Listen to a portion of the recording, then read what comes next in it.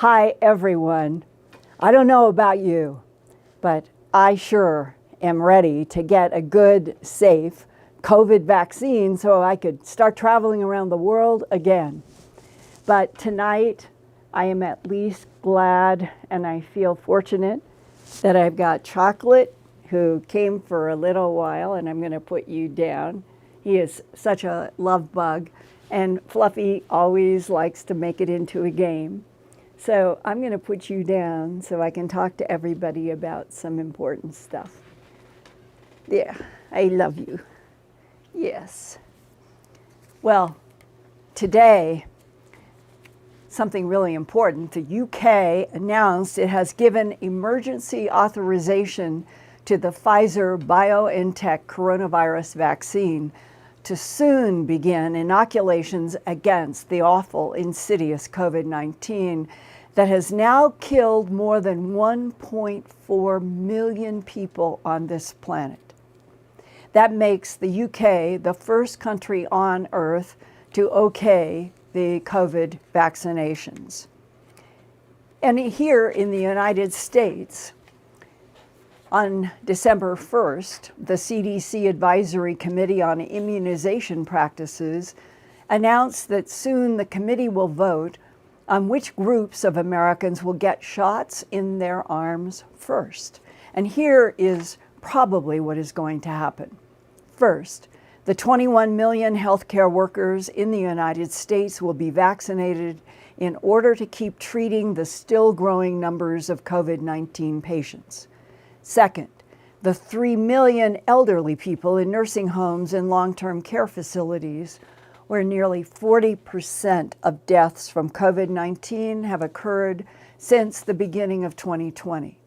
Third, the 87 million Americans who work in food and agriculture, manufacturing, law enforcement, education, transportation, corrections, emergency response, and other service sectors.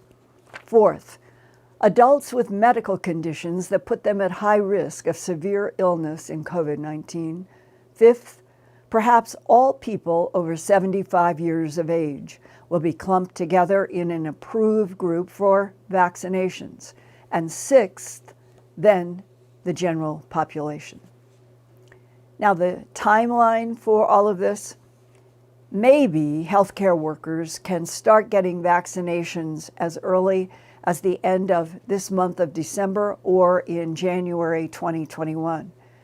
It's important to remember that the Pfizer and Moderna vaccines require 2 shots, 3 weeks apart for Pfizer and 4 weeks between shots for Moderna.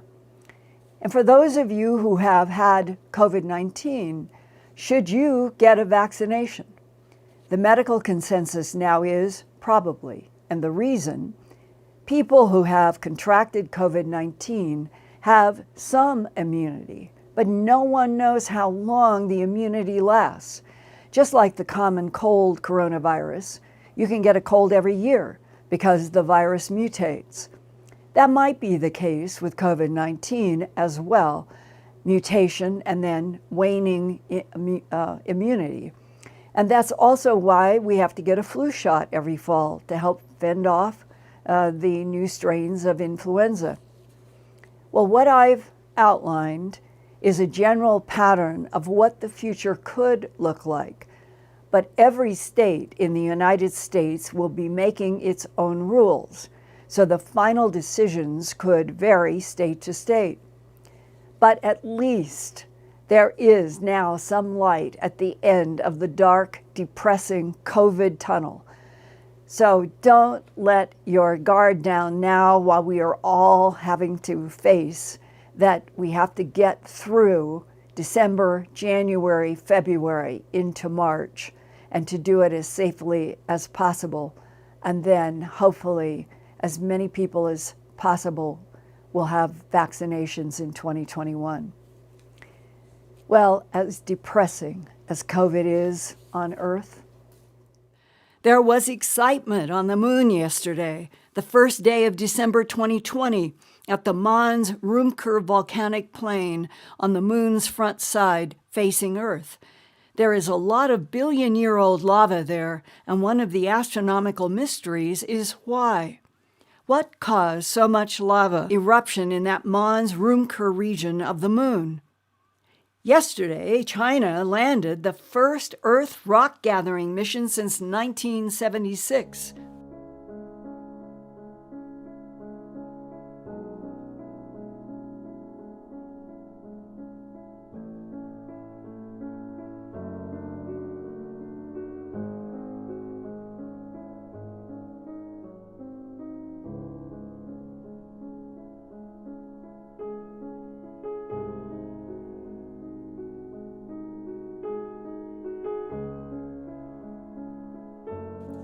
China's Chang'e 5 spacecraft released a lander which will drill in rocks and soil within the next few days before the sunlight turns to a dark lunar night in the normal phases of the moon.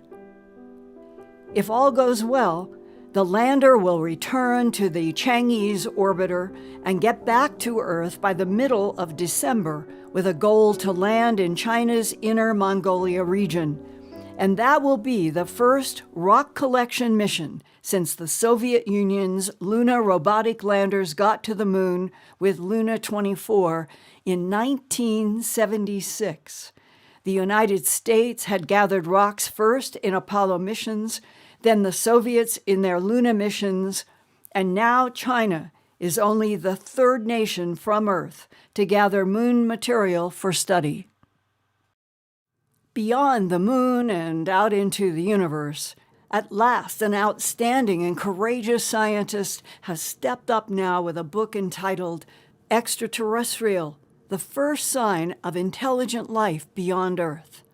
Harvard's longtime chair of the astronomy department, Avi Loeb, is finally one of the first scientists on Earth to step up now about other life in this universe with a new book to be released in January 2021. I think it is so important that this major world scientist has done a book with that title that includes the mysterious interstellar Oumuamua as possible evidence of intelligent technology from some unknown place in this universe that came speeding past Earth without scientists even able to get photographs or spectroscopy. But the shape and acceleration alone tipped the scale towards something possibly artificial. On October 19th, 2017, the first interstellar object ever seen by humans on Earth was discovered by astronomers in Hawaii using the Pan-STARRS telescope. They named it Amumua, which means scout or leader in a battle. One of the scientists at NASA's Center for Near-Earth Object Studies at JPL in Pasadena, California, reported, quote, "This is the most extreme orbit I have ever seen. It is going extremely fast," close quote. He and other scientists plotted the object's trajectory and concluded it came from the direction of the constellation Lyra, cruising through interstellar space at 56,880 miles per hour. And then it made a hairpin turn under our solar system, passing under Earth's orbit at a distance of about 15 million miles. That is 60 times the distance to the moon. Oumuamua then shot back up above the plane of the planets and increased in speed to 97,200 miles an hour with respect to the sun. How? Why did Oumuamua increase its speed so much leaving our solar system? Well, back in 2017, I interviewed Professor Avi Loeb, PhD, chairman of the astronomy department at Harvard University, who, along with other scientists, were listening for any signals from Oumuamua because there were some speculations that it might be artificial in origin. A scout craft, camouflaged in an asteroid or as an asteroid or comet. They did not hear any signals, but they were able to calculate Amuamua's dimensions as about 800 feet long, 100 feet wide, and extremely thin and flat. A year later, on November 1, 2018, the Harvard Smithsonian Center for Astrophysics in Cambridge, Massachusetts, questioned what could explain the large increase in speed from 56,880 miles an hour to 97,200 miles an hour. There was no ice and there was no outgassing because it was not a comet. It increased at a speed that would never have been normal, comet or meteor, which are bound to the sun gravitationally. But Oumuamua was not bound to the sun. It came from outside our solar system, moving with extraordinary speed, without a comet tail and no ice. So that's why it is called the first interstellar object known to humankind. One possibility Professor Avi Loeb presented was, quote, that the excess acceleration results from solar radiation pressure on what might be what is called a light sail of artificial origin, close quote. And that would mean Oumuamua had been produced by some other intelligence far beyond our solar system. That's correct. So that's the reason we concluded maybe it is very thin and it's being pushed like a light sail. Because if this object is a light sail, that is a signature of a technological civilization. And the only reason that you would be hypothesizing the possibility of light sail is that Oumuamua had acceleration that was outside of any orbiting speed of something like a comet or a meteorite. It was the acceleration of Oumuamua out of the solar system that put it in the possible context of something powered by, let's say, a light sail. Yes, by reflecting sunlight and being pushed out beyond just the force of gravity. And also the evidence that we have that it flattened geometry and most likely shiny. And if it were a light sail, would that mean that this was some sort of a monitoring technology, perhaps, coming from some other civilization in the Milky Way galaxy, exploring this particular area of Earth and our solar system? And there still remains this question. If Oumuamua was intelligent life, why did it come through our particular solar system? Right. This object was very weird, unusual, unlike anything we have seen before, yet it needs to be extremely common in interstellar space. And to me, that raised a red flag. And the question was, what really pushes it away from the sun, first of all? And we suggested that it's sunlight reflected from its surface. And that meant that it's extremely thin, sort of like a light sail that we are constructing these days as a technology to go into space. And if it's a light sail that we haven't launched, then it's most likely artificially made by another civilization. And so I just put this possibility on the table in a Scientific American article, and then I wrote a scientific paper. It should be considered as a possibility. If we had a photograph, we could tell immediately what it is, but we didn't. We discovered it too late when it was already going away from us. You can imagine a probe checking the habitable zone, the region close to a star where life may exist, and perhaps such a probe was Oumuamua, or a technological relic. We have tried to detect radio signal from it. We haven't detected it, but there is no guarantee that it's functional, and also that we know where to search. And it may not transmit for a long time until it leaves the solar system. Even without photos of Oumuamua, what you are hypothesizing is whether a relic or whether something that was active, Oumuamua had characteristics of acceleration that is not normal and that the acceleration might be consistent with a light sail? And if so, Amumua could be the first discovery of an object that actually came from other intelligence in our universe. That's right. And that would have dramatic consequences for us. It would imply that we are not alone. Perhaps we are not the smartest kid on the block. And moreover, it would imply that we should search more carefully for signs of where it came from and for its purpose. And it will open up research. I call it space archaeology, trying to look for relics of civilizations that may not exist anymore. I mean, we do the same thing on Earth. We dig into the ground and searching for ancient civilizations that are not around. And that is called archaeology. We can do the same thing in space. Look for artifacts that were left behind and pollution in the atmospheres of planets. We can do all of that once we realize that we are not alone. And we can learn an important lesson from space, because if we find civilizations that, for example, destroyed their planet, we may learn a lesson of how to behave. We could be on Earth just one of many civilizations in this big universe, and we just haven't discovered whatever frequencies that they are on. And this raises the question, have you been able to back the orbit of Oumuamua to where it originated in the Milky Way galaxy? I would say that the question of where it came from cannot be answered.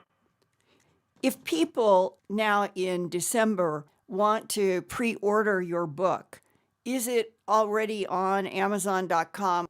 Yes, it's on Amazon, on Barnes & Noble. Yeah, you can find, if you just put the title of the book, Extraterrestrial, and my name, Avi Loeb. And it's possible to pre-order it also, not just in hard copy, but also there would be an audio version.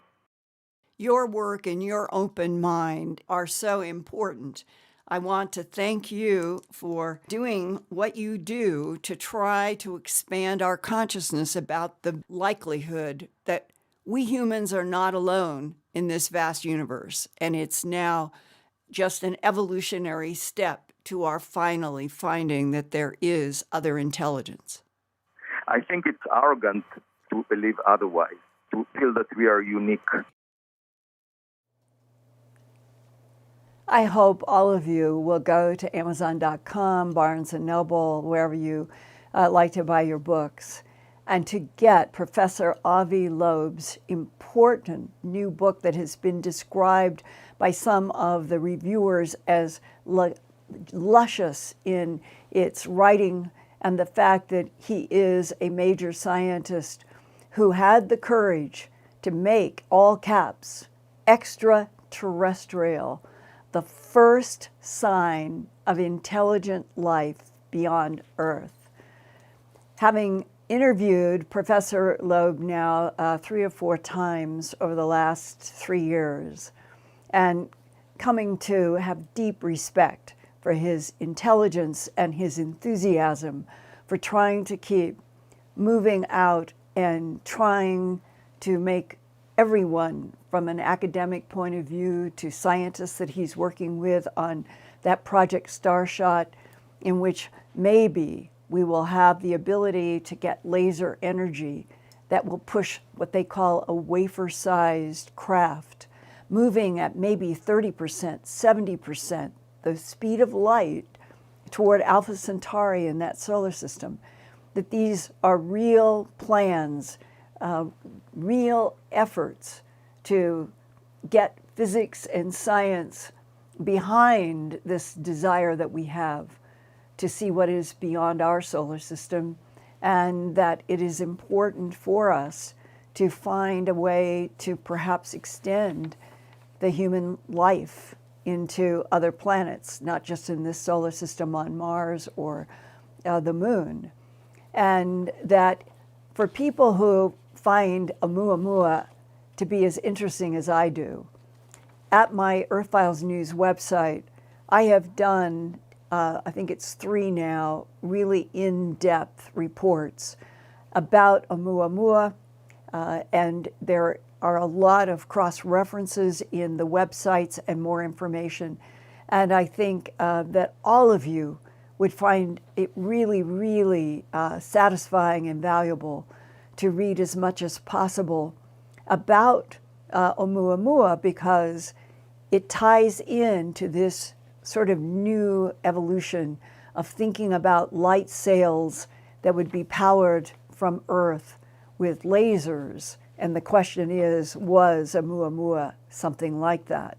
As Professor Avi Loeb has hypothesized in some of his work, that if you do start reading more deeply into the Earthfiles news reports that I have, I think you will find yourself wanting to learn more and read more, and how profoundly exciting the future could be if we can just get beyond COVID. So on this night at the beginning of December 2020, I extend a digital hug to every one of you, all of your kitties and dogs and all the fluffy souls in your lives.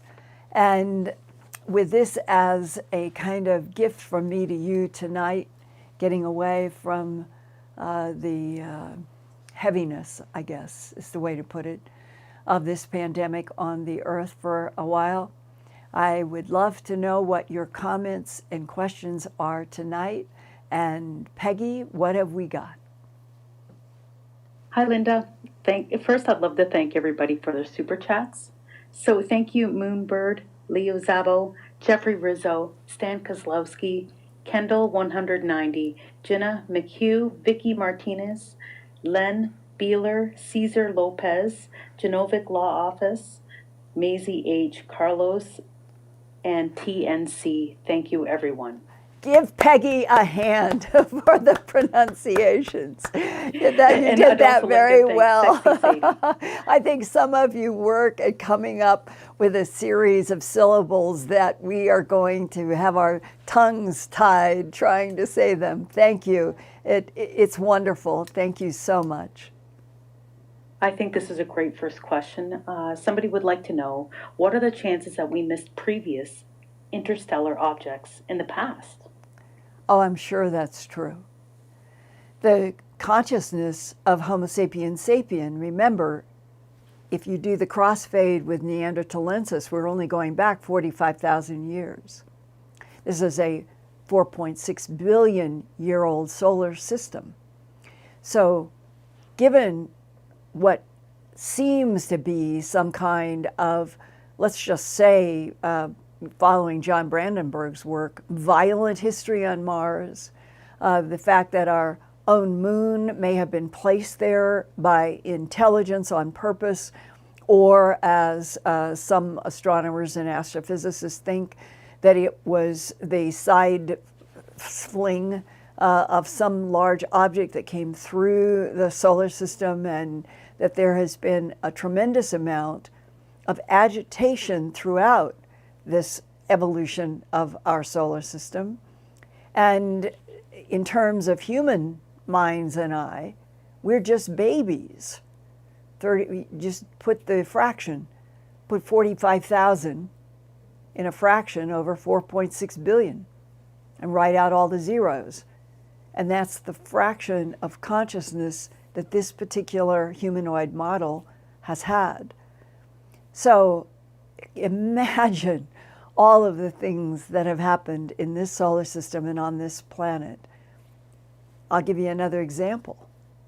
Just think, going back 240 to 250 million years ago, starts the age of the dinosaurs. Maybe there were some primate humanoids, but it's not something that we have knowledge of directly. But that the Earth up to 66 million years ago was dominated by those reptilians. And they get wiped out by something that comes through and is assumed to be an asteroid or a huge meteorite that slams down into the Gulf of Mexico and creates the Chicxulub crater. And that ended not only all the dinosaurs, It ended like 95% of all surface life on Earth. So things have come in waves of creation and destruction. And the idea that interstellar technology from someplace else, even other galaxies, that would have come here on exploring missions and be far advanced from us, it seems to me highly probable. Now, Peggy, what about another question? Somebody would like to know, is there a chance that Amumua was a race that has already visited Earth? Well, the question of was it a camouflaged technology? The camouflage would be the sort of, I'm going to say, shiny, not looking like sheer metal, but shiny, maybe like natural, to look like natural camouflage, but was thin. That what it was and where it would have originated and what orbit was it on, could it have been coming from someplace in, let's say, the Lyra constellation, because it had been here before by other advanced intelligences? I mean, that's sort of the implied question. Or is it that the universe, which is supposed to be 13.8 billion light years, I know Michio Kaku divides it this way. He says, if you have a universe that's about 14 billion years old and you divide it by, let's say, 4, you get 4 into 14, it would be 3 billion and let's say 3.4 billion per epoch. And then you divide the age of the universe to date into these epochs or civilizations 1, 2, 3, and 4.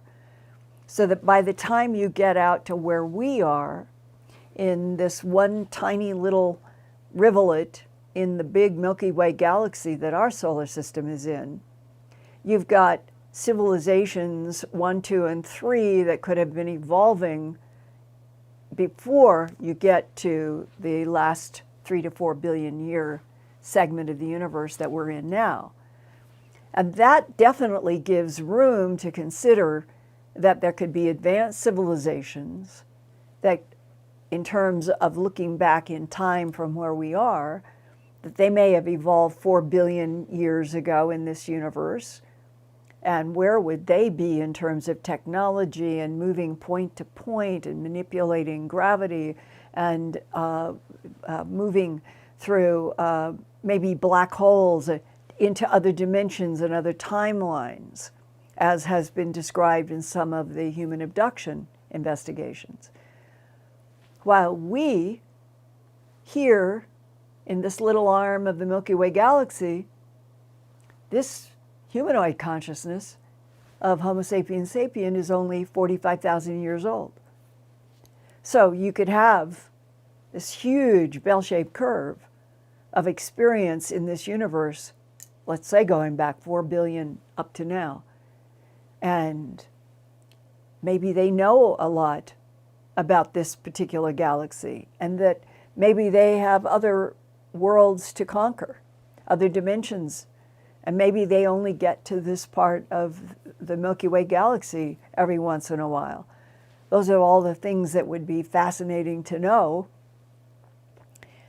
But I share Professor Avi Loeb, his deep interest in the fact that this did not come in bound to the sun. It came in from a trajectory that was far, far out there. And that the way it came in at 56-some thousand miles an hour and left at 96,000 without any ability for, they do not think that this was a comet. It did not have ice, having to do with certain reflectivity. And that would have been the only way that they could originally have explained that huge acceleration in the speed, leaving sometimes comets, when they gas with the sun shining on them, it will accelerate their speed. And that's why this is separated out. It doesn't fall into that category. And so that acceleration of speed, was it totally artificial intelligence that came into this solar system on some sort of a, who knows, maybe there was some sort of an annual cycle to come through? None of us know. We're all speculating about this. But the idea is this is the first that has been put into the category of an interstellar visitor to our solar system that had this acceleration in speed and was so long, 800 by 100 by thin, that's not a normal nature configuration. And we know from the abductions and whistleblowers that one of the things about the extraterrestrial biological entities that have been interacting with our planet for at least 270 million years, they use camouflage. They have three-dimensional holograms. They can genetically create bodies that they use as camouflage. So it fits into the idea that something, an observational scout, an artificial intelligence on some kind of a regular program, some other reason, that it would come into any solar system camouflaged like this, but not so camouflaged that it's very long, thin, narrow, sort of possibly light sail configuration, could not be seen. And now we have all of this discussion on Earth. And part of the delight for Professor Loeb and for me and for others who are very interested in the universe is that Amumua moves and starts to open up these dialogues with real scientists discussing the possibility that this is the first evidence of other intelligence in this universe. And that is all of the other areas of cattle mutilations and human abductions, and how long has the government known that other intelligences have been based on this planet throughout this solar system, all of the subjects that a whole other section of population on the Earth would like to have confirmed. And so in a strange way, the science and the population meet at the midsection of Amumua. And maybe something like Amumua is going to help the power brokers and the governments of this planet tell humanity the truth. It's just crazy that we are kept in this strange policy of denial about what is going on in our galaxy. And look at they keep discovering 1 trillion more new galaxies. The galaxies just keep going on and on and on. And if our galaxy had 1,000 advanced civilizations, I don't think anybody would be surprised. Well, multiply that, 1,000 by 1 trillion. That would be other galaxies. And pretty soon, the idea that this could be a universe without other life, without other consciousness beyond Homosapien sapien, that is way more improbable. So hopefully some of what we're sharing tonight will open up in this next year or so, with us finally getting that big headline, cracking open minds. We're not alone in this universe, never have been. And it's way past time for us to get facts and be able to talk with each other out loud in public about everything. So beyond COVID, confirmation, maybe we will enter a new era of being more free to finally know the truth about the past, the present, and the future of our species, our planet, our solar system, and our galaxy. Cheers for that. Okay, Peggy, what about another?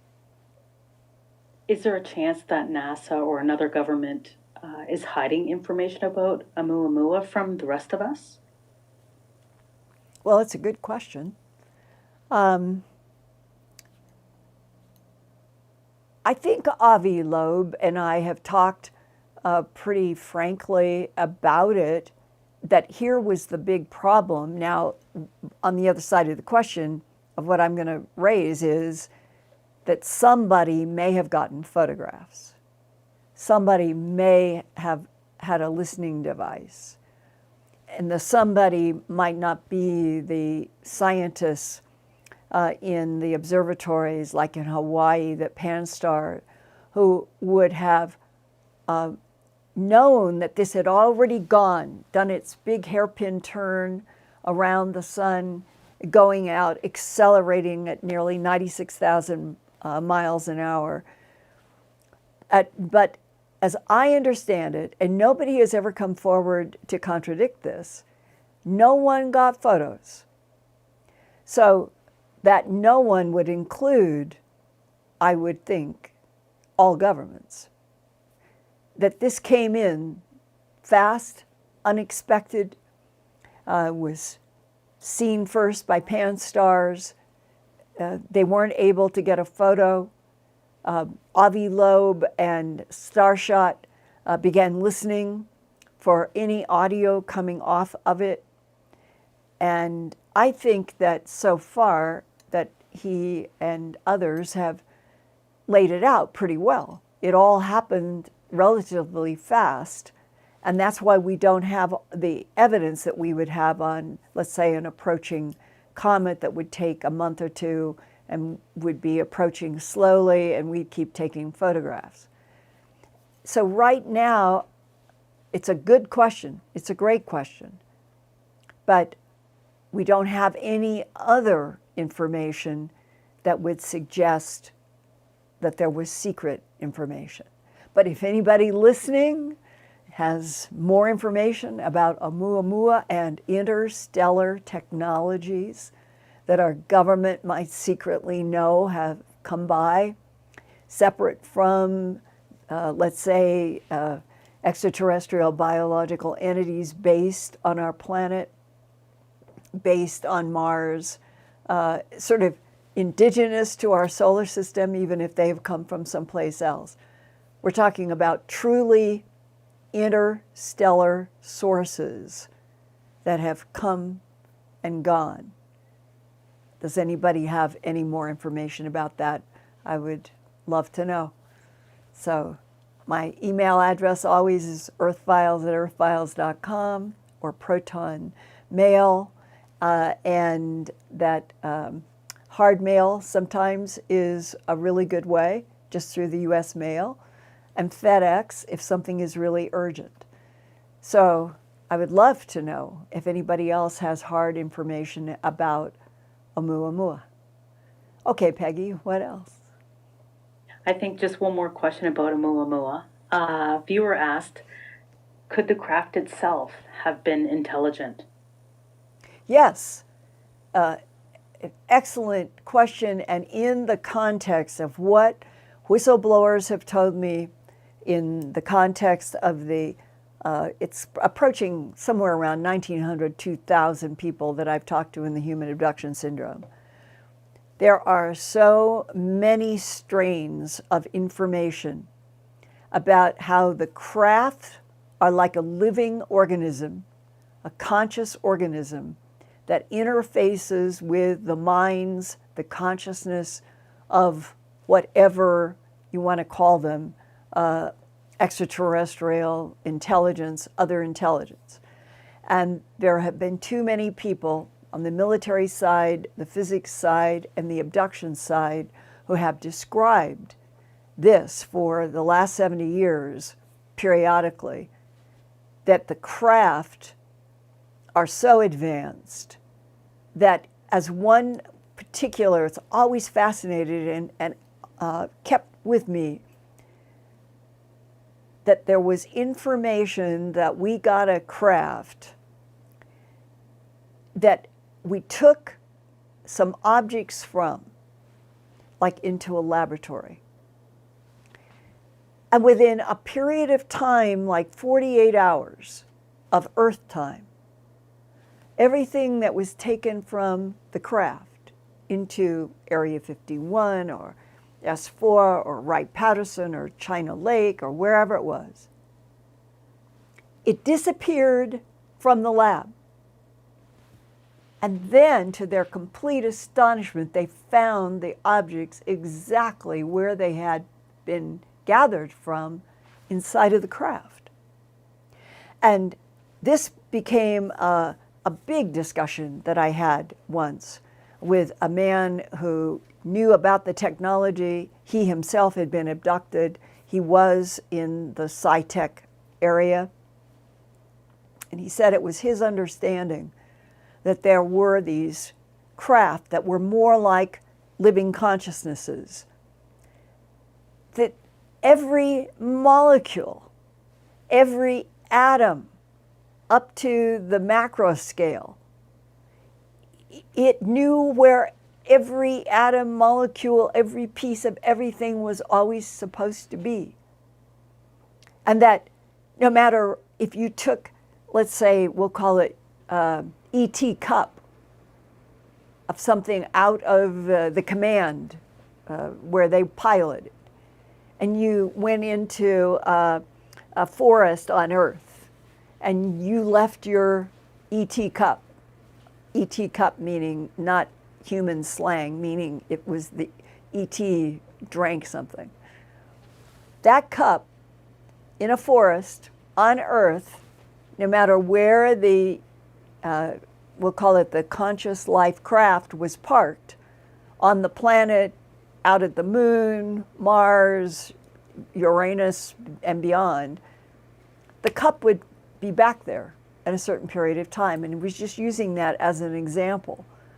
And I thought, wow, just imagine what it would be like to live in a house or an apartment where every single thing could be programmed and it would always just take care of itself and you'd never have to pick up anything again.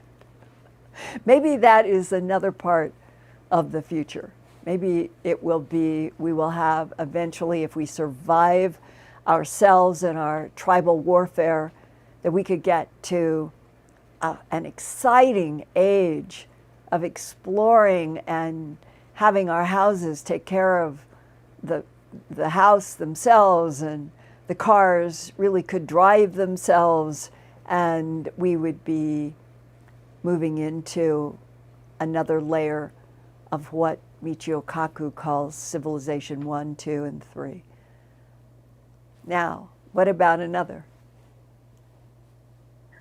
A viewer would love to know, do you think that with the help of surveillance technology, people will become more conscious of otherworldly beings? It is a really interesting question in this regard, frequencies. You take the electromagnetic scale and everything is a different frequency. And in the orbs, like in Pastor Monzel, the fascinating 6 videos that he got in his Ring camera, it was in the infrared that most of the activity was taking place. And it reminds me, going all the way back to on my first trip to England on crop formations. I saw this moving orange sphere at Woodborough Hill. And that is what set in motion my deep interest in what are those orbs. And having people who lived in England say that sometimes they would get, let's say, some sort of a military scope that might operate in infrared, and they would look and they could see things moving in patterns over the crop formations through that. But if they took the scope down with their eyes, sometimes they couldn't see. Sometimes people would see lights moving and they could see it also in infrared. But all of that set in motion for me the idea that we all need to know a lot more about the different frequencies on the electromagnetic scale, and that we could be dealing with a variety of intelligences who know how to use frequencies to be invisible or to look like trees or something like that. And that it is at the fundamental base of this whole issue of our government and other governments trying to understand the technologies, that when we talk about invisibility of the most advanced craft and the idea that we can project, like the sky, you can project the sky on the bottom of a plane and it disappears. That's the basic concept. All the way back to 1980, after my film A Strange Harvest was broadcast, May 25th, 1980. At the station, I got a lot of calls, and some people actually came to the station because they wanted to talk with me face to face, but they didn't want their voices on the phone, meaning they might have military information. And I remember one man where I get a call, come down to the lobby, and I was doing that because I wanted to know what people had as their own knowledge. And he said, I have served in the military, he said, and I can tell you, and this was 1980, he said, I can tell you that right now our own government in the United States has the ability to project the sky onto the bottom of the plane and they will disappear. And he said, and as far as I know, it is technology that we have gotten from advanced physics in some of the retrievals that we have studied from so-called UFOs. So what is considered to be really advanced now in some of the craft that are flying goes all the way back to retrieval operations in the 40s, 50s, 60s, and then applications that started coming into our operations that were highly classified by 1980. And frequencies, being able to control frequencies, to be able to quote unquote paint with frequencies, which is deflecting frequencies, that's all part of extraterrestrial technology as I've been described, and therefore understanding what an environment looks like in infrared, what does it look like in X-ray, what does it look like in microwave, what does it look like coming down if you start moving into radio frequencies.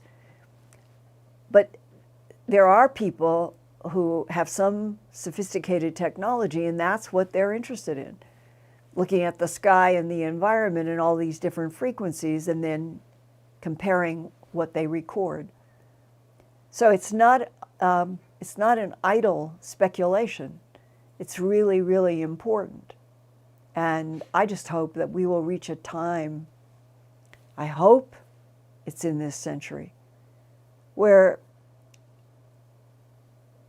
weaponizing, I guess, everything has been kept secret because the goal has been to weaponize. And if we could get past the feeling in desperation that we need to weaponize everything, then it might finally reach a point where all of this, that we could be educated even by ETs and start learning and evolving as a civilization, not because of military weapon needs. I think that's ultimately would be the goal. If we could get there without war, that would be fantastic. So keep exploring with whatever technologies you can get in the civilian population on this dear planet. Okay, what about another question? Linda, do you know if anybody has been able to decode any crop circle? Well, decode. If you get my book, Glimpses of Other Realities, Volume 1, Facts and Eyewitnesses, I have a whole huge chapter with photographs of crop formations and a fascinating section with Gerald Hawkins, the astronomer. He and I worked together for some period of time, and his work with me is in my book, Glimpses of Other Realities, Volume 1. He was convinced that the ratios of certain geometries and lines that were being put in the fields at the very beginning, at the end of the 80s and into the early 90s, related to letters.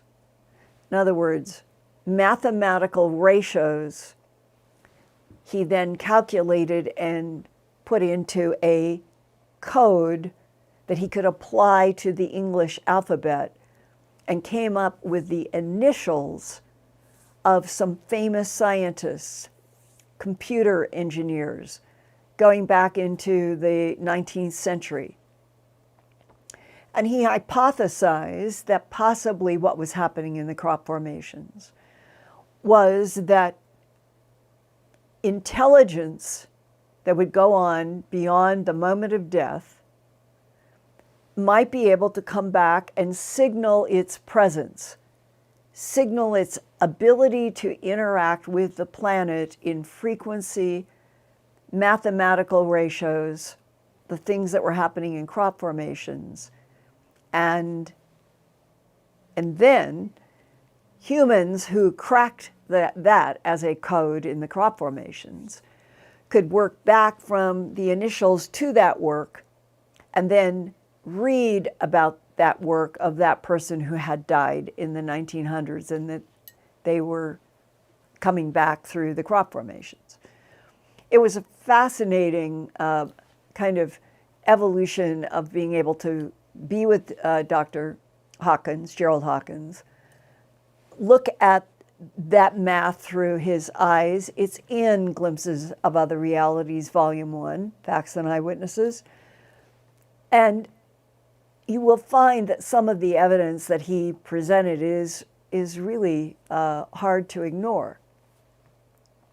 But on the other hand, if he were here, he would say that this was a hypothesis and a speculation based on mathematical ratios that he found and tried to calculate as if he were cracking a code in the language. And that the mathematical ratios could actually have been relating to other intelligences that were trying to use mathematical ratios that humans used to see if they could guide us mathematically, to guide us to dates, guide us to events. So again, the crop circle mystery has as many layers to it as contemplating is Amumua, a camouflaged intelligence.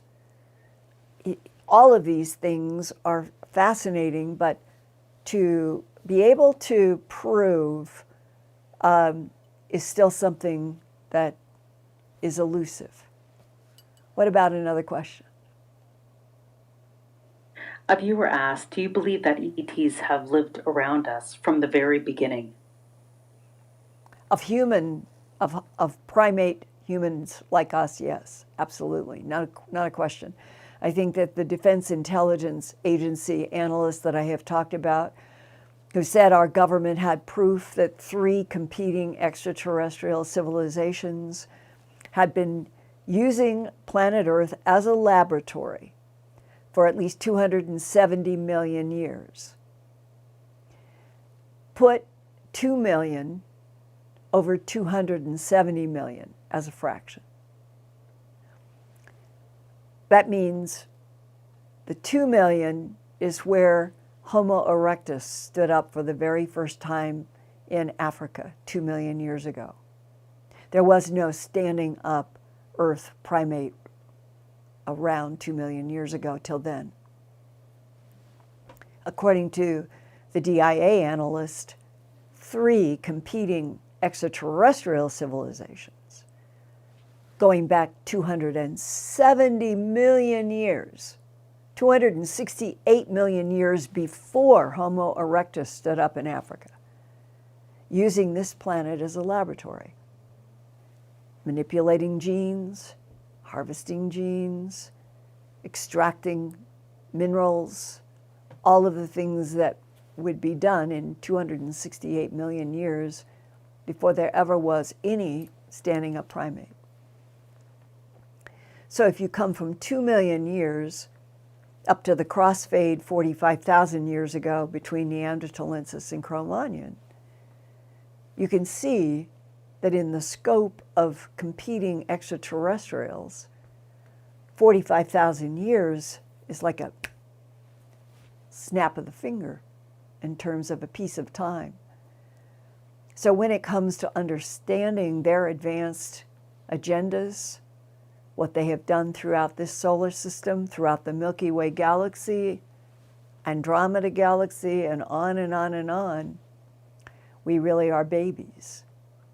And maybe they are waiting for us to evolve further and faster, and then maybe they would introduce themselves in a face-to-face by themselves, not having anything to do with government and power brokers. Because ultimately it seems to me that if you advance and you evolve, if you're a civilization that can get into the billions of years old, why would you want to destroy things? Seems to me that what you would begin to value more than anything else is being able to create different living systems for different reasons and make it possible for new life to become strong and evolve, not war and destruction. So I've always had hope that some of the, what the remote viewers call the friendly intelligences that seem to have some recognition of what we are and some sympathy for what we're going through as babies trying to grow up and stand on our own 2 feet in our planet and in our solar system without killing ourselves with nuclear war. But there are other intelligences that maybe are trying to help us get through this stage, and on the other side, that ultimately Homosapien sapien may already be out in interstellar trade missions, as whistleblowers say we are. But what's missing from that is it's just a select few. It's when our whole planet and all of Homosapien sapien could have a relationship that was not in threat, fear, intimidation. It would be a loving, kind teacher to student, evolving relationship. That's always, I guess, been my dream, a wistful dream, that we could have that kind of relationship with advanced beings.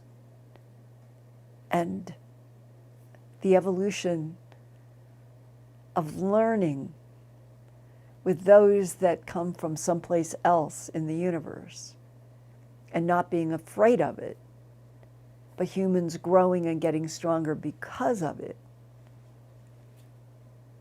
I just think there's a big chance that if we can survive ourselves, that will happen.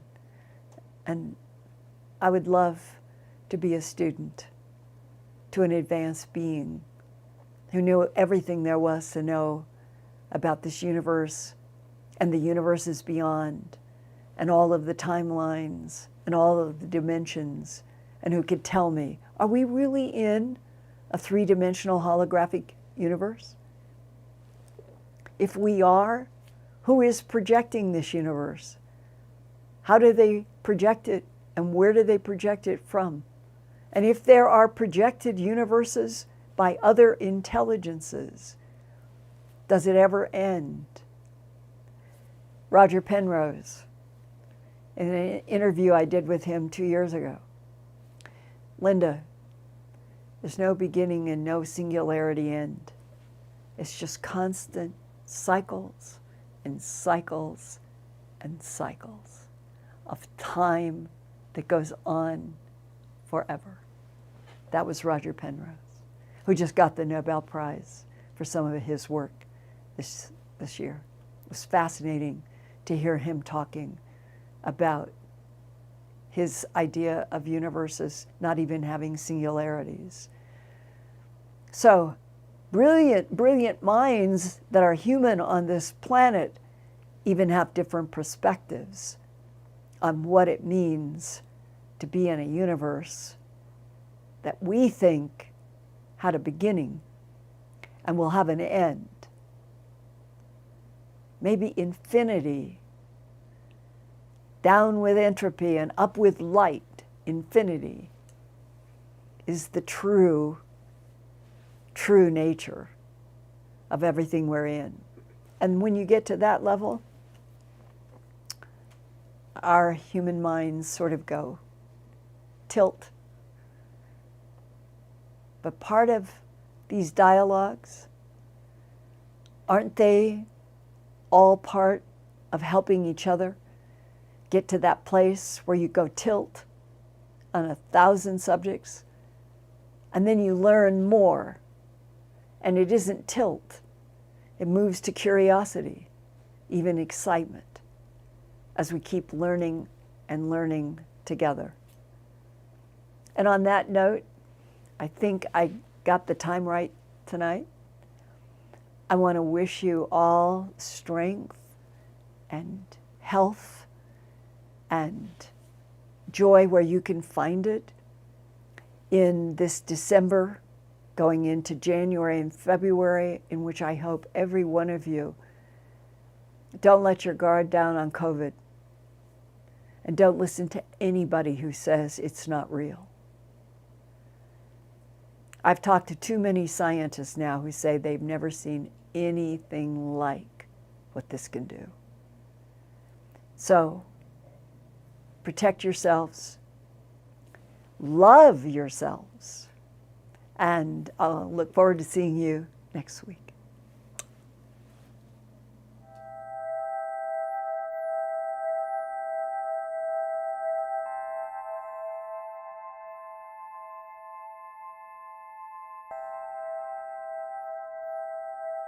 Turn on closed captions for YouTube videos by clicking the white CC button on the lower right. The default language for Linda's videos is English.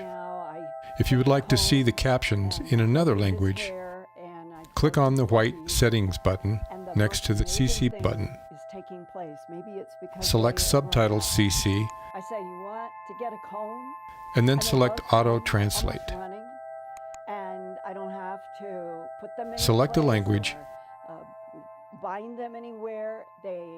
and the captions will now appear in that language. Sort of gone through, and they will hold their heads.